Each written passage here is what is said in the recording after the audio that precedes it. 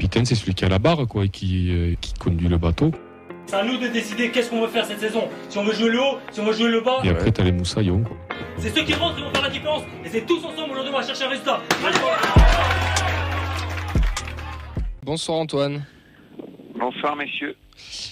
Antoine Gérard, donc coach de la D3 féminine. Comment ça va déjà pour commencer ? Très bien. La compétition arrive ce week-end. Très bien. Et oui, ce week-end c'est le début du championnat pour la D3 avec un déplacement à Clermont, une équipe déjà affrontée d'ailleurs la saison précédente. Comment vous abordez ce début de championnat ? Enfin ce championnat même tout simplement. Bon, avec beaucoup d'ambition. Hein. On est tombé en D3 cette saison après une saison de D2 à deux visages. On a à cœur de pouvoir revivre à ce niveau-là à court terme, donc on s'avance avec ambition dans la saison. Le groupe a pas mal bougé pendant le mercato, on a vu beaucoup de départs, mais aussi beaucoup d'arrivées avec des joueuses qui venaient aussi particulièrement de D2, de D2, et du coup un groupe assez homogène. Comment se passe l'intégration des nouvelles recrues ? Très bien. On triche un peu sur le mot recrue parce qu'il y en a deux qui étaient déjà au club avant. C'est vrai. Donc elles connaissaient déjà un petit peu le contexte du club, donc elles se sont très bien intégrées. Et puis celles qui sont arrivées en portant un peu les mêmes valeurs que le reste du groupe, donc ça s'est fait très naturellement et très rapidement. On a vu qu'il y a eu quelques matchs de prépa, on a suivi ça surtout grâce au super compte Toulouse FC Féminine sur Instagram. Est-ce que vous êce que ça vous a donné satisfaction ces matchs amicaux ?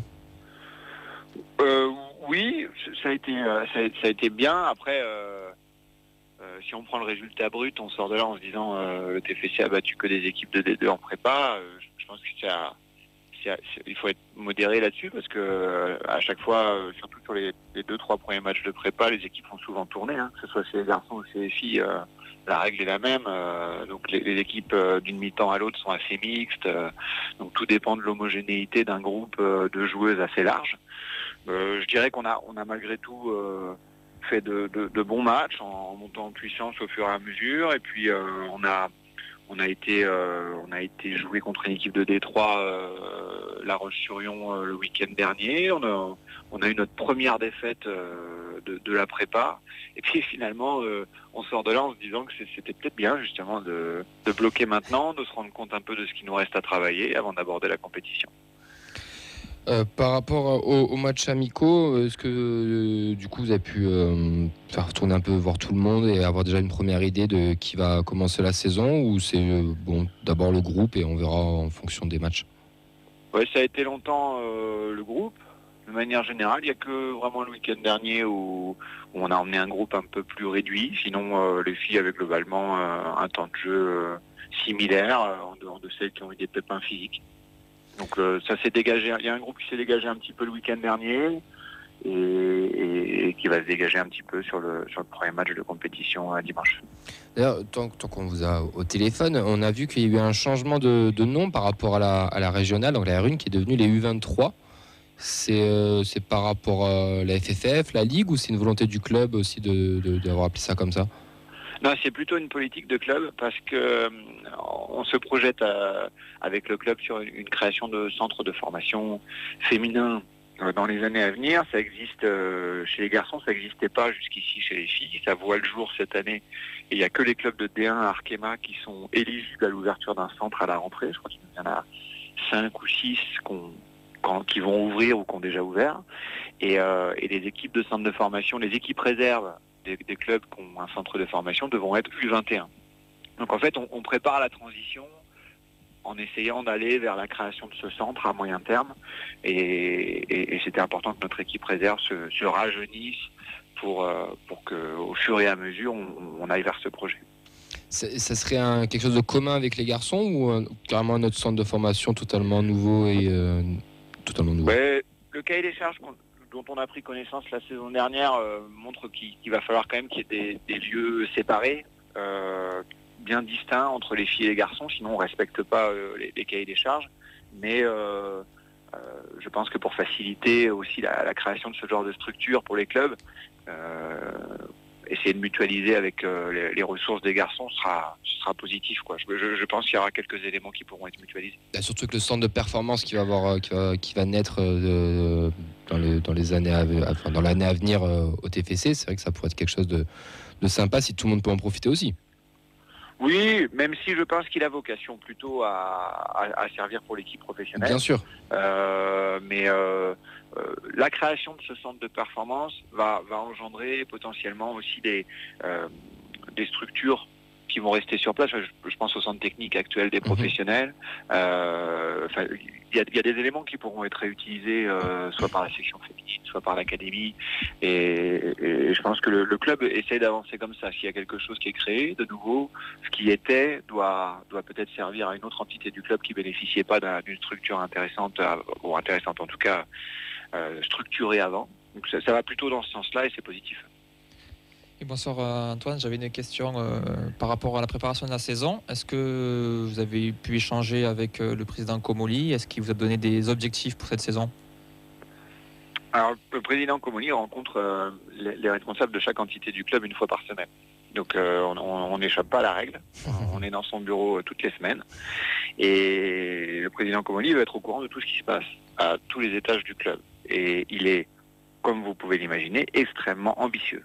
Que ce soit pour les garçons ou pour les filles, c'est la même chose. Et je pense que cette ambition-là a engendré les résultats qu'on a vus ces 2-3 dernières saisons. Donc nous, on a comme objectif de remonter en D2. On avance dans cette saison avec cette volonté-là. Les filles, elles avancent avec cette volonté-là. Et le président, comme nous tous et toutes, on a envie de vivre une émotion positive cette saison. Alors bien évidemment, ce sera pas simple parce qu'il n'y a qu'une seule montée dans le groupe, mais on a vraiment envie d'atteindre cet objectif et on va essayer de travailler très dur pour y arriver. On a vu que Célène Altunkoula, qui est restée après son titre de meilleure joueuse de D2, nous de l'extérieur, on a senti comme un message fort envoyé aux autres, comme quoi le TFC aussi savait garder ses meilleures joueuses et allait vraiment se battre justement pour cet objectif de monter en D2. Ouais, clairement le fait que Célène reste était un élément très encourageant pour de manière générale les joueuses qui restaient aussi ou les joueuses qui potentiellement pouvaient arriver au sein de la structure. C'est vrai que c'est un message important envoyé au championnat. Après, moi, c'est dur d'avoir la pression concentrée sur une seule personne ou une seule joueuse. Célène, elle a performé énormément la saison dernière et elle a élevé le niveau de l'ensemble de ses coéquipières autour d'elle. Mais je pense que il faut absolument qu'elle soit aussi soutenue et relayée par les joueuses du groupe cette année et que on n'avance pas en se disant qu'il n'y a que Célène Altunkoula qui peut faire gagner l'équipe. Je pense que c'est important de réussir à profiter de l'engouement qu'il y a eu l'année dernière et du fait qu'elle ait permis à ses coéquipières aussi d'élever leur niveau de jeu pour que les éléments soient plus homogènes cette année. Oui, c'est un élément, on va dire, c'est un élément fort parmi tant d'autres qui devra répondre présente, comme toutes les autres joueuses aussi, pour accéder à l'objectif final qui est la montée. Nous, de l'extérieur aussi, encore une fois, on a l'impression qu'on a un peu, pas les grands favoris, mais qu'on a un peu l'ogre quand même de cette D3. Est-ce qu'on s'enflamme ou ça peut être le cas quand même? Alors, moi, je pense que sur le papier, en fait, je comprends ça sur le papier, puisque on a gardé globalement toutes les joueuses qu'on souhaitait garder sur l'effectif de l'année, hormis une ou deux joueuses qu'on choisit pour leurs études de partir potentiellement à l'étranger aux États-Unis. Mais sinon, on avait la volonté de conserver la structure. Et en plus de réussir à conserver la structure, on a réussi à faire venir des joueuses qui ont un vécu important de la division supérieure. Donc forcément, je comprends et ça nous met sans doute un petit peu plus de pression, mais je crois que c'est pas toujours l'équipe qui est vue en tête qui finit en tête à la fin. Donc je préfère me dire que c'est très homogène, je le pense, parce qu'il y a des équipes qui se sont renforcées aussi et qui font beaucoup moins de bruit que nous parce qu'elles n'étaient pas forcément au niveau national l'année dernière ou elles n'étaient pas en D2 l'année dernière. Et pour autant, je pense qu'elles vont avoir leur mot à dire pendant toute la saison.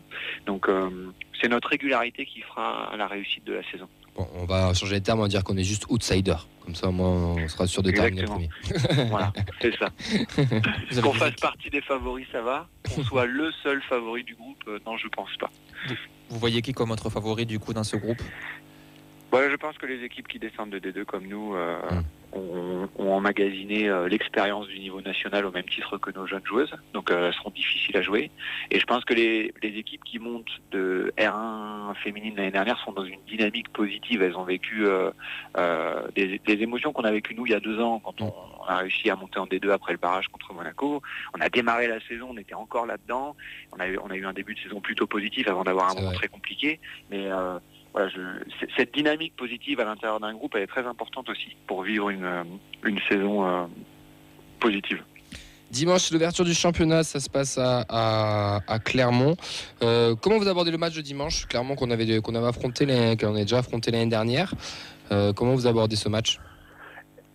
Je pense que Clermont, typiquement, est une équipe qui a bougé un petit peu, mais qui a gardé globalement une base solide et un socle solide. Le coach est là depuis longtemps, il connaît bien le groupe, il connaît bien les joueuses, il connaît bien le club. C'est un adversaire qui nous a battus l'année dernière. Donc on aurait pu jouer une équipe moins prête au niveau des 3 nationales pour le premier match. Donc c'est très bien parce que c'est un premier test très intéressant. En plus, les Auvergnats, ça ne réussit pas à Toulouse en général. Entre la N2 qui perd face à Chamalières, nous qui faisons 2-2 face au Clermont Foot chez les mecs, on espère que les filles vont relever un petit peu tout ça et vont nous ramener un joli résultat d'Auvergne. On va essayer d'équilibrer la balance. Ouais, ça serait bien. Bon, en tout cas, plein d'ambition pour cette saison et ça fait plaisir. Par rapport aux horaires de match, est-ce que pour le calendrier, est-ce que ça sera toujours les dimanches comme la saison dernière ou il risque d'avoir quelques nouveautés? Alors l'horaire de base fixé par la fédération c'est 15h. Ouais. Donc on devrait rester la plupart du temps à 15h. Après il y a quelques aménagements. On demande parfois à jouer le samedi soir quand c'est possible. Donc ça pourra arriver que parfois on bascule à 18 ou 20h, mais la majeure partie du temps ce sera 15h le dimanche. Et puis c'est aussi en début de saison énormément dépendant de la Coupe du Monde de rugby, organisée sur les installations du stadium. Par exemple, on va être obligé, je pense, de délocaliser notre premier match à domicile de la saison contre Cannes, puisque là c'est pas la Coupe du Monde de rugby, mais c'est les pros qui jouent en même temps que nous. Donc on s'adapte. Les lieux peuvent changer. Et un petit baissé de rideau. Et un petit baissé de rideau comme la saison dernière contre Nice, on l'espère. Bah ouais, ce serait bien. Les joueuses l'espèrent, le staff aussi. Je pense que le président a envie, mais c'est dépendant de pas mal de facteurs. Déjà, il faut que la LFP puisse programmer les matchs à 13h pour que le baissé de rideau puisse exister. Parce que si c'est 15h, 17h45, c'est une horaire un peu tardive pour jouer, sachant qu'il faut toujours un delta pour que les jardiniers puissent remettre le terrain un petit peu en place. Donc voilà, si l'opportunité se présente, je pense qu'on la saisira parce que tout le monde a envie et il faudra juste que ce soit le cas. Bon bah super. En tout cas, merci beaucoup Antoine d'être passé nous voir ce soir. On va croiser les doigts, on va suivre ça de loin. Du coup, dimanche, on ne pourra pas venir à Clermont, mais on va suivre ça de près. Et bon match en espérant qu'on ramène les 3 points d'Auvergne, quoi. Merci beaucoup, merci à vous, merci pour l'invitation.